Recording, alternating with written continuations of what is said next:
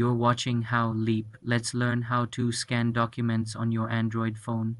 Many phones have a built-in scanner in the camera or Google Drive app.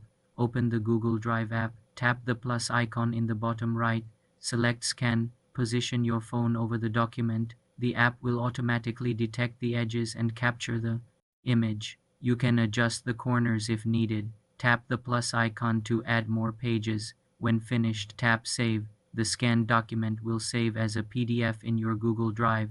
You can rename it and choose a folder. Alternatively, use your phone's camera in document mode. Open your camera app and look for a mode called Document, Scan, or More. If available, select it and take a photo. Some phones, like Samsung, have a scanner in the Samsung Notes app. Open Samsung Notes, tap the plus icon, and select Scan Document. You can also use third-party apps like Adobe Scan or Microsoft Lens for advanced features like OCR. After scanning, you can share, print, or edit the PDF. Ensure good lighting and a flat surface for best results.